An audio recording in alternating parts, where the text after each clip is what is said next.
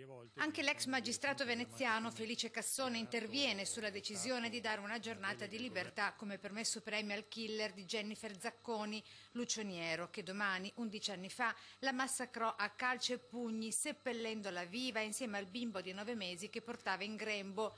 La legge è legge, ma da senatore ne ha chiesto una parziale revisione, dice oggi, appellandosi alla pietà per i familiari delle vittime indifese. Ho votato una delega al governo per intervenire, per valutare, non in maniera automatica e vincolante per il giudice caso per caso, proprio per valutare se la situazione giusta è quella di concedere dei benefici a persone che sono macchiate di gravi reati. Bisognerà, io credo, comunque interessare le vittime, le parti offese dei reati, in questo caso i familiari delle vittime, quantomeno come un parere, perché sappiano di che cosa si tratta, anche se il loro parere per motivi comprensibili non può essere certamente vincolante.